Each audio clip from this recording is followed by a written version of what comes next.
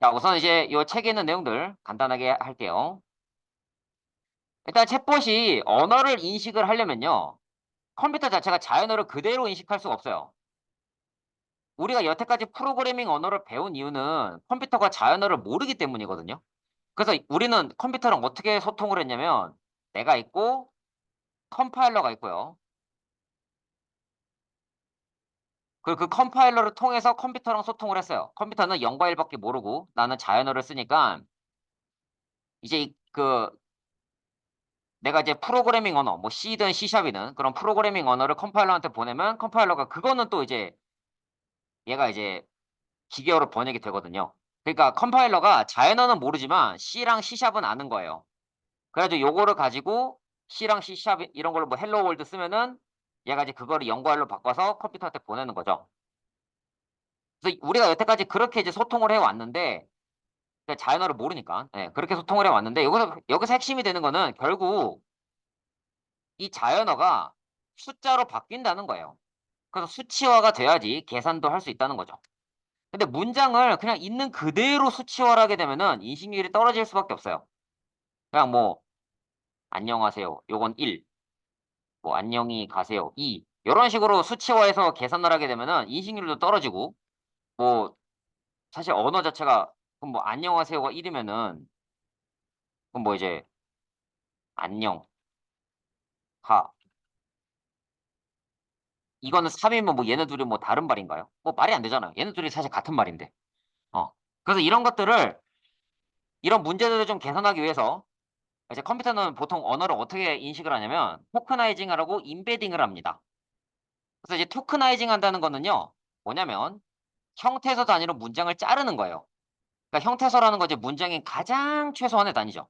그러니까 영어 같은 경우는 뭐 I am a boy. 그러면 이제 요 띄어쓰기로 그냥 구분을 하면 돼요. 근데 우리나라 말은 접속사랑 뭐 조사 이런 게 있죠. 나는 뭐 소년이다. 그래서 여기 는 뭐 이런 것도 있고 소년 있고 이렇기 때문에 어떻게 잘라야 할지가 좀 애매합니다. 근데 이제 어쨌든 한국말을 토커나이징 할 때는 형태소를 합니다. 형태소 단위로 잘라요. 문장의 가장 최소 단위. 그러니까 명사, 동사가 아니고 그냥 최소 단위, 최소 단위. 문장을 구성하는. 그래서 일단 영어는 띄어쓰기만으로도 토커나이징 해서 쉽게 자를 수가 있는데 한국어는 그렇지가 않아요. 그렇기 때문에 요 코엔엘파이라는 라이브러리가 있고요. 이 코엔엘파이 안에 이게 뭐 꼬꼬마라든지 아니면은 뭐 코모란 그리고 한 개 더 있었는데 기억이 안 나네요. 하여튼 그 세 가지가 있어요. 그걸 가지고 이제 라이브러리 처리하는 거고 여러분보다 훨씬 더 똑똑한 여러분은 무시하는 게 아니고 여러분보다 저보다 훨씬 더 똑똑한 서울대 이제 국립국어 뭐 연구원 뭐 이런 분들이 분리한 겁니다. 물론 뭐 이제 내가 뭐 서울대생 따위보다 멍청하다는 거야? 이렇게 기분이 나쁠 수 있지만 사실 우리 서울대생보다 멍청하잖아요. 아닌가? 일단 저는 서울대생보다 멍청합니다. 하여튼 그 똑똑하고 성실하고 그 한국어에 대해서 우리보다 훨씬 더 잘하는 연구가분들이 만들어 놓은 라이브러리가 있어요. 음. 요거를 쓰면 되고 자바 홈이나 이런 자바 관련된 세팅이 돼야 쓸 수 있다네요. 이런 거는. 그래서 이렇게 토커나이징하고 그다음에 이제 임베딩을 해요. 그래서 임베딩을 한다는 거는 자연어를 수치화시킨다는 거죠. 그러니까 숫자로 만든다는 거예요. 안녕은 뭐 001, 이동주는 010, 인사는 100 이렇게 만드는 겁니다. 자, 우선은 요 토크나이징을 한번 해보도록 할게요. 여기 파이참 켜시고 스터디 파이썬 06 07로 합시다.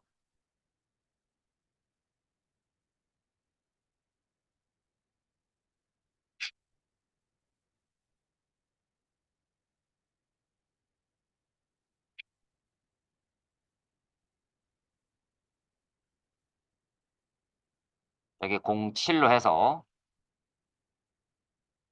여기 토크나이징 작업을 한번 해볼게요. 토크나이징. 그래서 from conlpy.tag import 후모란. 그래서 이 conlpy라는 친구를 또 깔아야 합니다. conlpy라는 친구를 깔아야 돼요.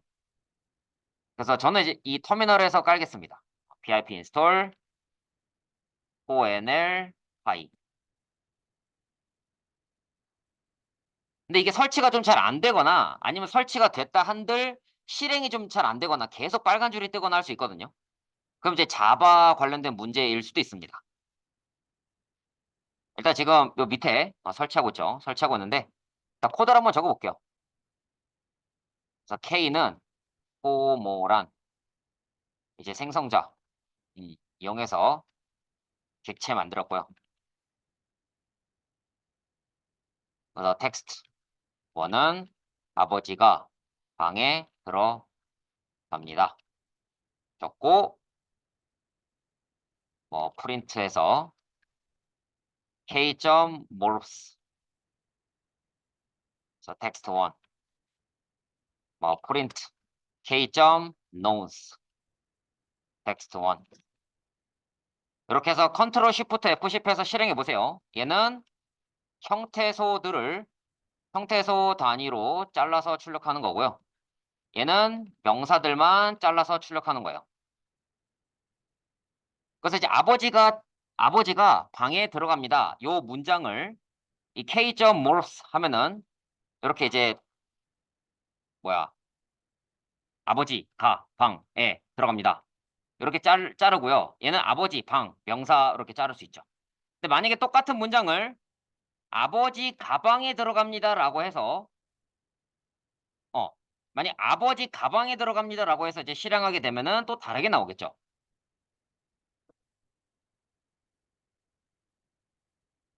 그럼 아버지 가방 뭐 이런 식으로 잘리기도 합니다.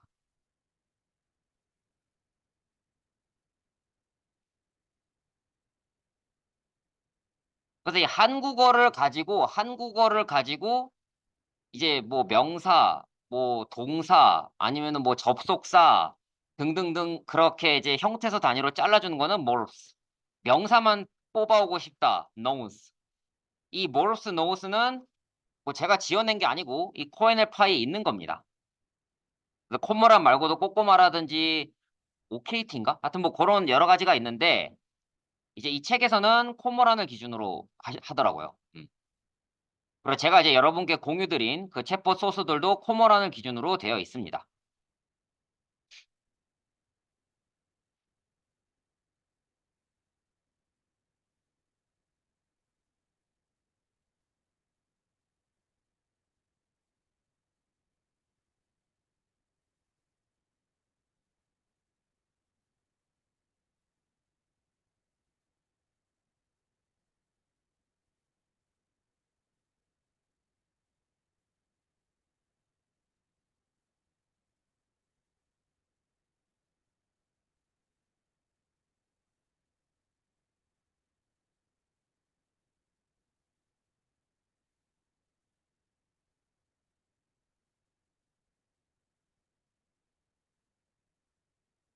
자, 한번 실행 한번 해보세요.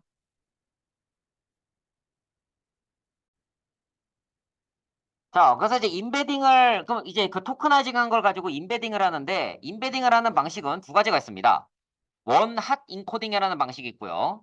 분산 표현 방식이 있어요. 원핫 인코딩은 뭐냐면 이런 거예요. 아까 우리가 했던 게 뭐 아버지가 방에 들어가신다.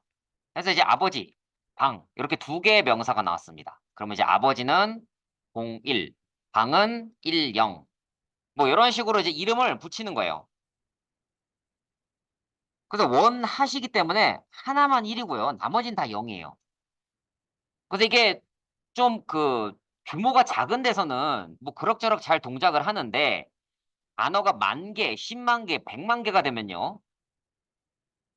이제 예를 들어 이제 뭐 10,000개다. 그러면 9,999개의 0이 있고요. 그중에 하나만 1이에요. 그렇게 해서 이제 10,000개가 쭉 있단 말이죠. 그래서 이런 식으로 이제 하게 되면 아무래도 점점 이제 메모리 낭비도 심해지고 그리고 이제 좀 그 단어 간의 유사성을 체크할 수가 없다는 단점이 있죠. 그래서 이런 방식을 일단 희소 벡터라고 하고요. 규모가 작은 데서는 이렇게 쓰기도 합니다. 그냥 쉽게 말하면 그냥 명사들한테 그냥 이름 붙이는 거죠. 뭐 얘는 너는 1번이야, 얘는 010번이야, 얘는 100번이야 이런 식으로. 그 다음에 있는 게 이제 분산 표현 방식인데 요거는 밀집 표현이에요. 그러니까 이런 거죠. 우리가 이제 색깔을 표현할 때 연두 색깔이다. 그럼 얘를 연두 색깔을 뭐 204, 255, 203, 204 해가지고 요 세 개의 숫자 가지고 그 상당히 많은 숫자를 표현할 수 있습니다. 정확하게 말하자면 255의 3승이니까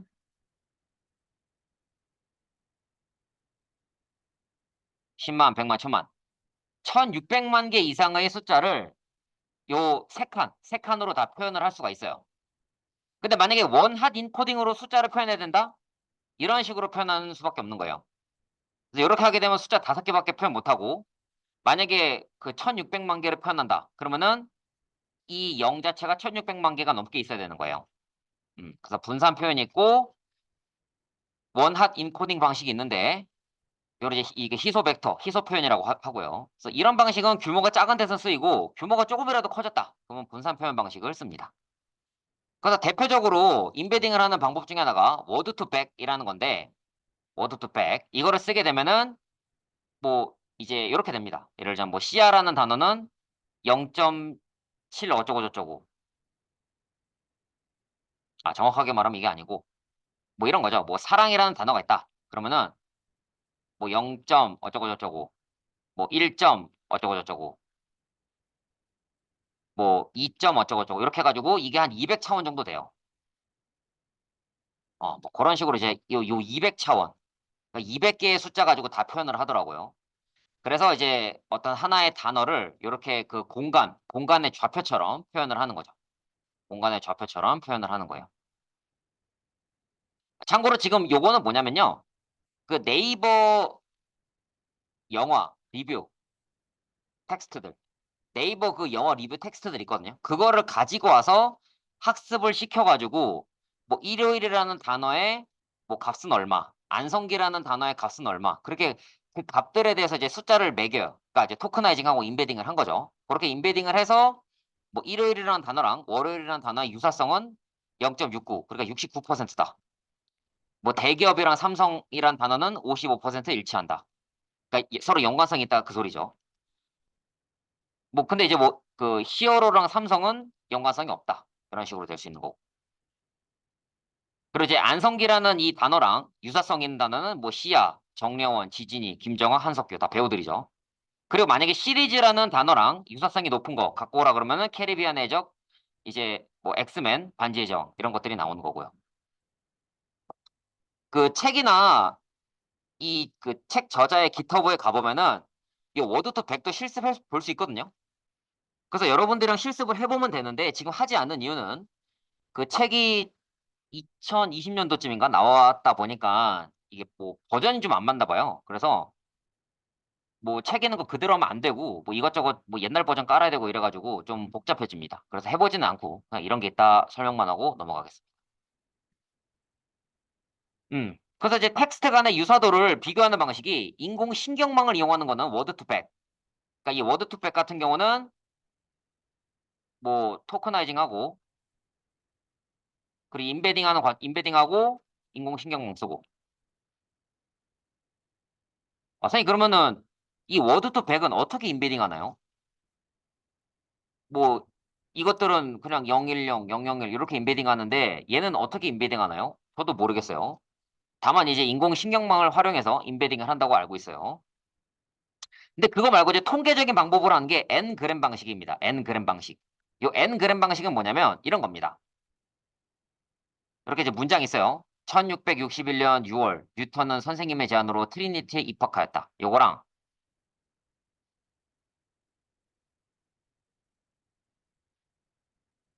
1661년 6월 뉴턴은 교수님의 제안으로 트리니티에 입학하였다.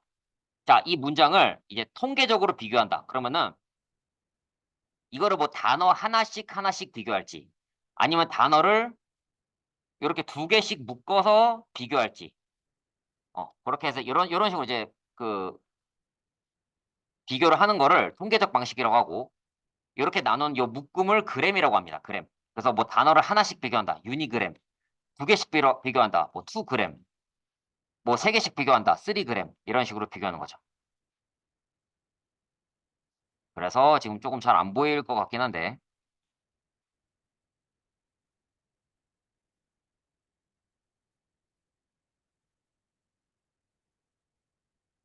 그래서 뭐 6월 뉴턴 선생님 제안 트리니티 입학. 그래서 A 문장이랑 B 문장이 뭐 앞부분 6월이랑 뉴턴 똑같고, 뉴턴 선생님 똑같고, 선생님 제안 똑같고. 근데 이제 제안 트리니티가 좀 다르네. 보니까 뭐 1661년 6월 뉴턴은 선생님의 제안으로 트리니티 입학하였다.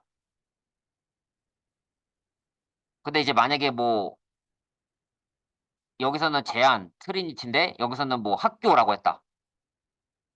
뭐 1661년 6월 뉴턴은 선생님의 제안으로 그 학교에 입학하였다라고 하면은 얘네들의 유사도는 이제 66%가 되는 거죠. 그렇게 비교하는 거를 이제 그 통계적 방식이라 하고요. 자, 그래서 이제 그럼 이제 이 워드 투 백이나 인공지능에 쓰이는 인공신경망이 뭐냐? 인공신경망이 뭐냐면요. 인공적으로 만들어져 있는 신경망이에요. 그래서 이 우리 뇌세포 그 신경세포의 일종인 그 뉴런을요, 수학적으로 이제 모방을 한 게 인공신경망입니다. 그리고 그거를 이용한 게 우리가 이제 인공지능인 거죠. 인공지능인 거예요. 그 여기서 이제 모델이라는 말을 썼는데, 뭐 모델이라는 말이 굉장히 다양하게 쓰입니다. 어떨 때는 형식, 어떨 때는 형태, 어떨 때는 규칙, 어떨 때는 틀, 그렇게 쓰이는데, 어쨌든 이제 인공신경망을 간단하게 신경망이라고 하고, 그 사람의 이 뇌세포의 그 메커니즘을 흉내낸 거예요. 그래서 일종의 이 뉴런은요, 함수라고 보시면 됩니다. 왜 함수냐면, 이제 어떠한 입력값이 있고, 그거에 대한 가중치를 매겨서 이 안에 함수가 있어요. 그래서 그 함수를 이제 돌려서 어떤 값이 임계점을 넘어가면은 출력을 하는 거예요. 실제 사람의 뇌세포에는 뉴런도 그래요. 이 뉴런과 뉴런 사이에 이제 시냅스라는 통로가 이렇게 있는데, 이 뉴런에서 뭔가 신호가 들어오고, 여기에서 전기 신호를 보내서 다음 뉴런으로 이렇게 정보를 보내는 건데, 그게 일정량 이상이 돼야 여기로 이렇게 보내는 겁니다. 그래서 그거를 흉내낸 거예요. 그래서 근데 이제 우리가 이런 개념만 알아서 뭐 어떻게 할 수가 없잖아요. 그래서 이제 우리는 라이브러리를 씁니다.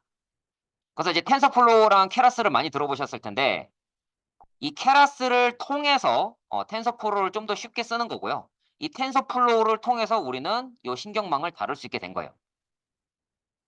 그래서 보통 이제 뭐 AI 관련된 라이브러리 쓴다 그러면 케라스를 제일 많이 씁니다.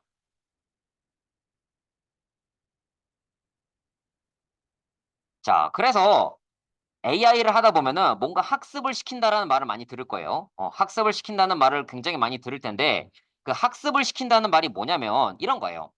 내가 이제 값을 입력을 하고 그거에 대한 이제 가중치를 줍니다. 가중치를 줘서 이제 내가 원하는 값으로 이제 보정을 해야 되거든요. 예를 들자면 1을 넣으면은 뭐 출력값이 2가 나와야 되는데, 뭐 만약에 3이 나왔다. 그럼 이제 가중치를 수정을 해야겠죠. 그래서 그거를 이제 계속 수정해가는 뭐 그런 과정. 그래서 여기는 요 가중치랑 요 편향값을 수정해가는 그런 과정을 학습이라고 하고요. 그다음에 이제 출력 형태가 어떻게 되는지 결정한 거를 이제 활성화 함수라고 합니다. 그래서 뭐 활성화 함수도 스텝 함수, 시그모이드 함수, RELU 함수가 있는데, 스텝 함수는 내가 원하는 값이 나오면은 그것만 넘으면은 무조건 ON. 내가 원하는 값이 안 나오면 무조건 다 F예요. 오프. 시그모이드 같은 경우는 지금 이렇게 약간 좀 어중간한 형태를 띠고 있죠. 그러니까 뭐 내가 원하는 값이 안 나오더라도 뭐 그게 어느 정도냐에 따라서 이제 어느 정도의 응답을 주는 걸 이제 시그모이드라고 하고, 시그모이드도 좀 단점이 많고 요새 많이 쓰이는 거는 RELU라고 합니다. 스텝 함수 같은 경우는 0이 아니면은, 그러니까 그 임계점 미만이면은 전부 다 그냥 꺼버리는데, RELU 같은 경우는 임계점을 넘으면은 그 임계점, 내가 넣은 값만큼 이제 값을 주는 뭐 그런 거라고 보시면 됩니다. 그다음에 이제 단층 신경망이랑 심층 신경망이 있는데요. 단층 신경망이라는 거는 그 이런 뉴런이 몇 개 없는 거예요. 그러니까 정확하게 말하면은 얘들이 다 이제 뉴런이라고 보시면 되는데, 요것들이 다 뉴런이라고 보면 되는데, 입력 부분, 출력 부분 이렇게만 딱 있는 거예요. 근데 중간에 이런 은닉층이 하나라도 있게 되면은 그거를 우리는 이제 심층 신경망, 즉 딥러닝 모델이라고 부릅니다. 딥러닝이라 불러요. 그래서 이제 이 심층 신경망에 대해서 좀 더 자세히 설명을 드리자면 입력하는 부분은 뭐 그냥 입력값을 갖고 와서 입력값 그대로 이제 뱉어내는 거고 이 출력하는 부분은 뭐 출력값을 갖고 있고 활성함수 뭐 R이 LU냐 뭐 시그모이드냐 뭐냐에 따라서 출력 범위를 갖는 거예요. 그래서 이제 뉴런 수도 적절해야 되고 은닉 수도 적절해야 되는데 이게 너무 많으면 또 안 됩니다. 그럼 은닉이 뭔데? 자, 은닉이 뭐냐면 이제 보시면 여기 입력이랑 출력 사이에 있는 게 은닉이죠. 일단 입력이랑 출력 사이에 있는 게 은닉이고 어떤 뭐 실질적인 보정 작업을 하는 거예요. 내가 원하는 그런 결과를 얻기 위한 보정 작업을 하는 게 은닉입니다. 은닉하는 층. 그래서 계산 결과를 사용자가 볼 수도 없고 이 인공지능 이 신경망이 하는 그런 결과를 인간이 이해할 수가 없어요. 사람의 뇌세포를 그대로 따라해서 동작을 시키기 때문에 이 인공지능이 왜 이 결론을 도출했는지 사람은 알 수가 없습니다. 다만 어쨌든 얘는 그냥 목적이 있는 거죠. 내가 원하는 그 결과물을 얻기 위해서 이런저런 보정을 거친 끝에 결과를 얻어내는 거예요. 그래서 이 심층 신경망 같은 경우는 순전파랑 역전파 방식으로 동작을 해요. 그래서 이제 처음에 이제 값을 집어넣고 그거를 은닉층으로 전달하고 은닉층에서 출력층으로 전달하고 근데 결과값이 만약에 마음에 안 들어요. 그럼 오차랑 같이 그러니까 결과값, 오차, 실제값을 가지고 와서 출력층에다가 이렇게 보냅니다. 그래서 이 과정을 이제 학습이라고 해요. 그러니까 무슨 소리냐면 이게 지금 뭔 말을 하는 거냐면 이런 거예요. 자, 이제 말뭉치가 1000개 이상 있다고 칩시다. 여기서 말뭉치라는 거는 어, 그 AI가 학습하기 위한 텍스트들이에요. 자, 그래서 이제 뭐 라벨이 이렇게 있고 텍스트가 있어요. 1. 기분이 좋아요. 2. 화가 나요. 3. 뭐 2. 기분이 참 좋네요. 뭐 그다음에 1. 히히히 이렇게 해놨어요. 자, 이런 텍스트를 이제 학습을 시켜야 되는데 만약에 1번은 기분 좋음이고 자, 2번은 기분 나쁨이라고 칩시다. 그러면 이걸 가지고 AI가 이제 학습을 해야 돼요. 근데 우리가 기존에 아는 그 룰 베이스 방식, 그러니까 if나 select 방식이면요. 여기 있는 글자가 토시라도 틀리면은 다른 글자로 인식을 해버리거든요. 그래서 이게 글자가 완전히 맞아야지만 이걸 갖다 쓸 수 있는 거예요. 근데 우리가 이제 요 딥러닝을 이용해서 학습하게 되면은 이제 AI가 학습을 하는 거예요. 이 기분이 좋아요라는 말이 1이 되도록 화가 나요라는 말을 보면은 2가 되도록 그렇게 학습을 시키는 거예요. 그리고 이런 데이터가 1000개 이상이라고 했죠? 그런 1000개 이상의 데이터 중에 뭐 예를 들어 한 3개 정도는 학습에 쓰고 나머지 하나 가지고 테스트해 보는 거예요. 그래서 히히히를 입력을 했을 때 2가 나왔어. 그러면은 1이 나와야 되는데 2가 나왔네? 보정해야지. 그래서 그렇게 보정하는 게 이제 은닉층에서 하는 일들이라는 거예요. 제 말하고 싶은 건. 그래서 그 모든 과정은 다 구현해 놨어요. 케라스나 이런 데. 그래서 우리는 그걸 갖다 쓰면 되는데 제가 그 코드도 다 해놨고 근데 그거를 같이 해보지 않는 이유는 어렵기도 하고 오래 걸리기도 하고 이게 그 책에 있는 거 그대로 했더니 안 되는 경우가 있어서 제가 좀 힘들게 고쳤던 그런 기억이 있어가지고 그냥 원리만 간단하게 설명을 좀 해드리고 있는 거예요. 그래서 원하시면은 실습하실 수 있도록 제가 소스는 다 드렸고요. 자, 그러면은 이거를 어떻게 학습을 하느냐? 어떻게 학습시키고 어떻게 AI로 활용하느냐? 지금 이 책에서는 CNN이라는 거를 씁니다. 합성 곱 신경망이라고 하는데 주로 이미지 처리할 때 쓰이는 건데 문장의 의도를 분류할 때도 많이 쓰여요.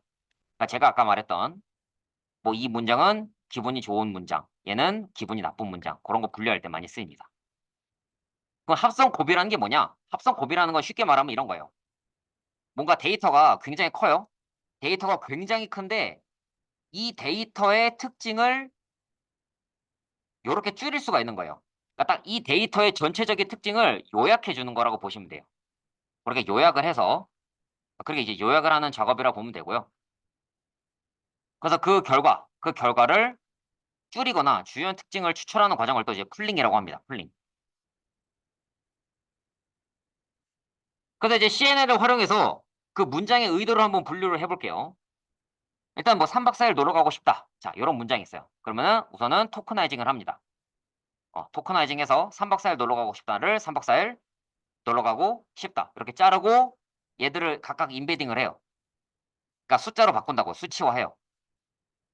그렇게 이제 수치화한 거를 가지고 이제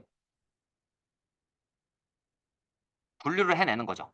수치화한 거 가지고 아까 제가 얘기했던 이 CNN 통해서 그러니까 수치화시킨 거를 가지고 이 풀링 과정, 이 합성곱이랑 요 풀링 합성곱을 이용한 이 풀링 과정을 통해서 결국에는 요렇게 줄여요. 그리고 줄이고 그런 걸 가지고 이제 보정 작업을 해서 0번인지 1번인지 2번인지 분리를 해내는 거죠. 0번이면 그냥 일상적인 거, 1번이면 부정, 2번이면 긍정 이렇게 분리를 해내는 거예요. 자, 그리고 나서 이제 또 책에서 하는 게 또 뭐냐면 탕수육 먹고 싶어 라고 하면요. 아, 이거는 음식을 주문하고 싶다는 의도이구나. 그건 이제 CNN으로 파악을 해요. 그리고 여기 지금 탕수육이라는 개체가 있네. 그러니까 명사. 그리고 요거는 음식 개체네. 그렇게 이제 해주는데 쓰는 게 LSTM이라는 모델을 또 씁니다. 그래서 요 개체명 뭐 인식을 위한 게 RNN이라는 거에서 파생이 됐다고 하는데 RNN이라는 건 뭐냐면 순환 신경망이에요. 그러니까 우리가 아까 보여줬던 이 신경망은요. 순환하지 않아요. 순전파, 역전파. 끝인데 이 RNN이라는 친구는 요 은익층을 계속 뺑뺑뺑 돕니다. 뺑뺑뺑 돌아요. 그러니까 정확하게 말하면 그냥 도는 게 아니고 이제 그 계층이 이게 여러 개가 있거든요. 어, 입력층 한 개, 출력층 한 개가 아니에요. AI가. 그래서 얘가 다음 층에 있는 데다가 넘기는 거야. 은익층에 있는 그 계산 결과를. 그렇게 해서 이제 데이터를 누적해 가면서 고정해 가는 거죠. 근데 그래서 이 RNN 자체가 뭐 이제 그 인풋이 여러 개인 경우도 있고, 인풋이 하나인 경우도 있고, 인풋 여러 개, 아웃풋 여러 개인 경우도 있어요. 그래서 그거에 따라서 용도가 다 다릅니다. 뭐 인풋이 여러 개면은 스팸 메일 판별하는 거에 쓰이고, 인풋이 하나면은 그 이미지 설명하는 텍스트 뽑아내는 거 쓸 수 있고요. 인풋이랑 아웃풋이 여러 개면은 뭐 번역기 모델에서 이제 주로 쓰인다고 해요. 근데 이 RNN 같은 경우는요, 요런 이 그 계층이 점점점 많아질수록 이제 그 뒤에 있는 데이터가 좀 제대로 전달이 안 되는 그런 문제가 있어요. 그러니까 점점점 이제 흐릿해지는 거죠, 여기 그림처럼. 자, 그래서 LSTM, 즉 장단기 메모리라는 게 생깁니다. 그래서 이제 뭐 입력, 삭제, 출력, 특히 요 이제 삭제 게이트, 요 삭제 게이트를 통해서 그 전에 입력 중에서 어떤 거를 날릴지 결정을 내가 직접 해주는 거예요. 그리고 근데 이 LSTM을 써도 좀 불안하다. 좀 이제 그 요런 계층이 커질수록 그러니까 좀 더 내가 좀 정밀하게 하기 위해서 이런 신경망을 많이 둘수록 뭔가 좀 문제가 생길 것 같다. 그래서 나온 게 양방향입니다. 그래서 이제 이 그 RNN을 좀 더 발전시킨 게 LSTM이고 그 LSTM을 양방향으로 이제 하는 게 이제 양방향 LSTM입니다. 그래서 이거를 가지고 개체명을 인식을 하는 거예요. 그래서 뭐 삼성전자가 뭐 스마트폰을 오늘 출시했다. 뭐 이런 이제 문장이 있으면은 그 중에서 삼성전자 출시 스마트폰 오늘 애플 이런 그 명사들을 딱 띄어내는 거예요. 그 지금 얘 같은 경우는 삼성전자는 BOG라고 해서 오르가니제이션 그러니까 회사로 인식했고 애플도 회사로 인식을 했는데 스마트폰 같은 경우는 그냥 그 명사로만 인식을 했어요. 원래는 이제 스마트폰이라고 하면은 어떤 뭐 그 제품이다, 기계다, 뭐 이런 식으로 인식을 해줘야 되는데 일단 인식을 못했어 얘는. 그러면 이제 또 보완을 해 나가는 거예요. 내가 학습 데이터를 어떻게 얼마큼 줘야 될지, 혹은 특정한 수치를 좀 바꿔줘야 되는지 그걸 이제 이용해서 이제 내가 원하는 거를 이제 갖고 오는 겁니다. 그래서 BIO 표기법으로 이제 구분해내는 거예요. 삼성전자는 컴팬이다. 샤닐 길동은 펄슨이다. 오늘이라는 거는 데이트다. 이렇게 분리를 해냅니다. 그래서 이제 토커나이징하고 인베딩을 해서 바이에르스팀 수행해서 이제 예측값이랑 이제 실제 그 결과랑 이제 오차를 계산해가지고 이거를 통해서 어떤 문장이 들어왔을 때 그 문장에 있는 어떤 텍스트들을 이제 뽑아내는 거예요. 내일 부산 날씨 알려줘. 그러면은 날씨 요청이라는 의도구나. 그리고 개체명 같은 경우는 내일이라는 거는 날짜, 명사. 부산이란 거는 지역 명사. 요거를 뽑아낼 수 있는 거죠. 그래서 일단은 책에는 실습 그 코드도 많이 있고 설명도 좀 더 자세히 있는데 제가 그냥 좀 간단하게 좀 대략적으로만 설명을 드렸어요. 대략적으로 설명을 드렸고 여기 코드들은 뭐 이런 모델 만드는 것도 있고요. 모델 만드는 것도 있고 여기 ratings.txt는 여기 이 저자의 깃허브에 가보면 있거든요. 그러니까 노경래 깃허브 이렇게 치면은 그 처음 배우는 딥러닝 챗봇 그 소스들이 여기 있어요. 그래서 이런 것들 참고해서 이런 자료들도 다 있으니까 참고해가지고 한번 돌려보시면 좋은데 좀 잘 안 될 거예요. 그래서 제가 지금 일부러 같이 안 하는 거거든요. 그래서 이런 거 뭐 워드 투백 해가지고 어떤 그 문장에 대해서 수치화시키고 그래서 사랑이라는 단어랑 가까운 게 뭐가 있는지 뭐 시리즈라는 단어랑 가까운 게 뭐가 있는지 이런 것도 한번 보고 CNN 모델 갖고 와가지고 어떤 특정 문장에 대해서 긍정적인 감정인지 부정적인 감정인지 뭐 이런 것들을 다 해보고 싶었는데 이게 생각보다 좀 잘 안 되는 것들이 많아서 그러니까 코드를 그대로 갖고 왔지만 뭐 버전 문제 때문에 좀 안 되는 것들이 있어서 못했고요. 그래도 좀 아쉬우니까 뭐 하나는 알려드려야겠죠.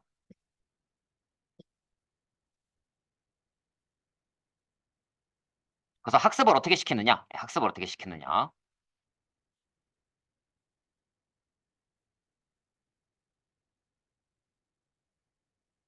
뭐 이런 식으로 학습을 시킵니다. 뭐 챗봇 데이터 CSV다. 그러면은 12시 땡이라는 단어는 뭐 보통 감정. 그리고 뭐 예를 들어서 뭐 오늘은 제 미련한 인생을 주절거려 봅니다. 이거는 부정적인 감정. 뭐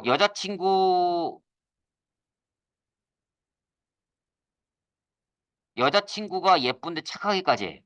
그러면은 뭐 긍정적인 감정. 요거 가지고 이제 학습을 시키는 거거든요.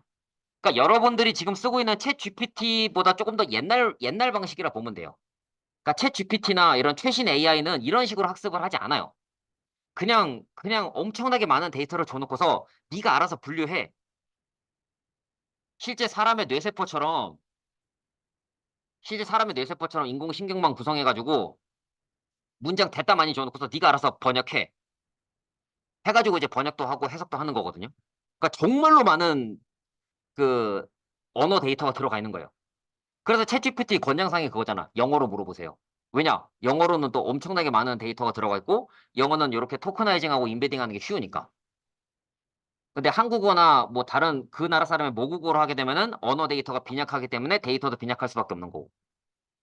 그래서 얘는 그런 챗 GPT의 이전 모델이라고 볼 수 있어요. 왜냐면은 챗 GPT는 이렇게 사람이 그 문장 하나하나에 대해서 이게 이름을 붙이는 방식이 아니에요. 얘는 지금 문장 하나하나 이름 다 붙이고 있거든요. 이거 지금 문장이 지금 보시면 알겠지만 10,000개가 넘어요. 이 10,000개가 넘는 거에 대해서 이걸 하나하나 이름 다 붙인 거예요. 그리고 이거를 이제 뭐라고 하냐면 라벨링이라고 합니다. 라벨링. 그래서 뭐 라벨링 아르바이트 이런 얘기 들어봤을 거예요. 인공지능에 관심 있는 분들을. 그래서 이거는 조금 이제 예전 방식 내지는 약간 좀 소규모 기업에서 쓰는 방식이라 보면 돼요. 그래서 이거 해놓은 것도 있으니까 뭐 제가 올려놓은 것들 참고해서 보시고요. 근데 일단 우리는 이런 거 말고 그냥 자동 응답할 수 있는 파이썬 코드에 의해서 자동으로 그냥 응답하는 거기에 좀 초점을 맞춘 이제 코드를 좀 할 겁니다.